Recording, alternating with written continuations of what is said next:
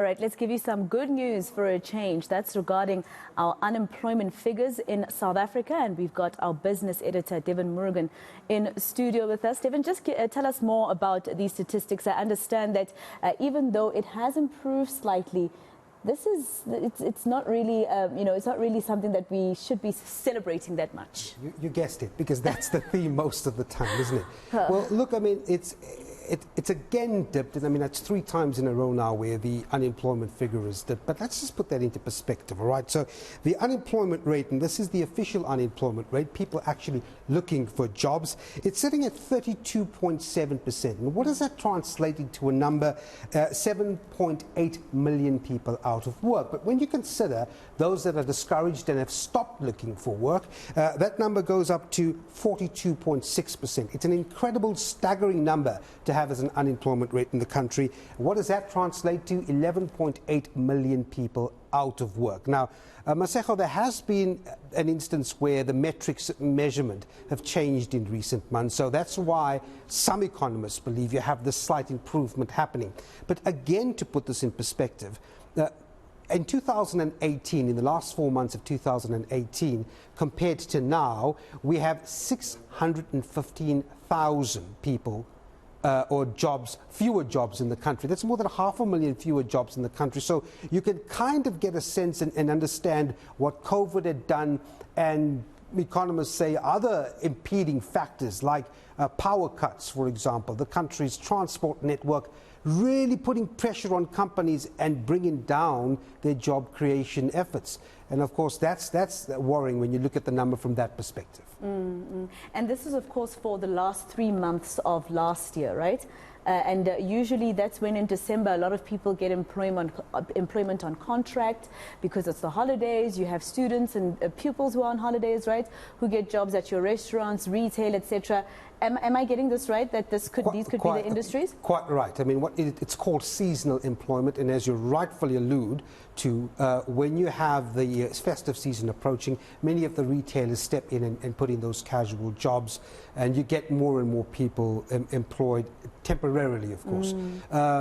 But then again, while you would argue that there has been a significant improvement, despite the fact that we've had power cuts, the key to this is the fact that we've got a staggering unemployment rate, more than 60% when it comes to that age group, 15 to 24. Yeah. When you look deeper into that, you'll notice that about 3.2 million youth in that bracket out of 10 million are not in employment. They're not in any form of education or training.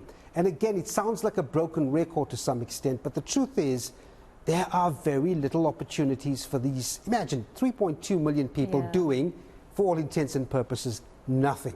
Something's got to give there. And I don't think that the commentary on South Africa's unemployment rate is going to change in the next 3 quarters. We have a staggering problem.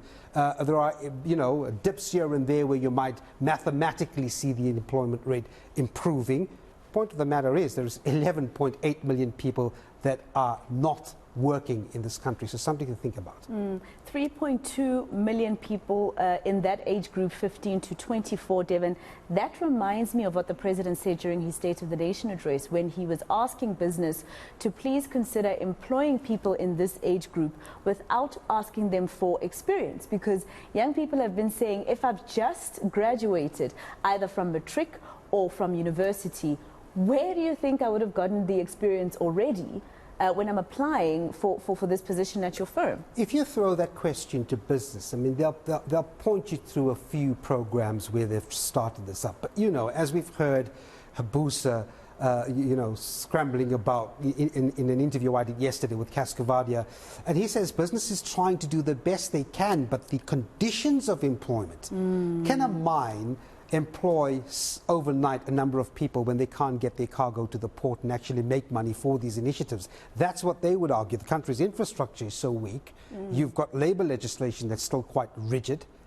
And they beg, there's a tussle between government and between government and business on the conditions for employment. So they would argue, make those conditions fine and fertile, and we'll be able to employ more people and give them the experience you're talking about. So a lot of structural issues in this economy that's keeping the number where it is. Oh, well, Devan, let's see you break the numbers down a little bit further for us at around 1 o'clock so that you can tell us exactly what happened. I'm always worried about that despondent group, by the way, the group that doesn't even bother looking for jobs in South Africa anymore because they just feel like there's no one who will give them jobs. Some of them architects, by the way. Indeed. It's very sad to consider that fact. Our business editor, Devan Murugan, just giving us those numbers in terms of our economic rate in South Africa, or rather unemployment rate in South Africa, dropping to 32.7%, just a slight decrease to where we were before the last quarter of 2022.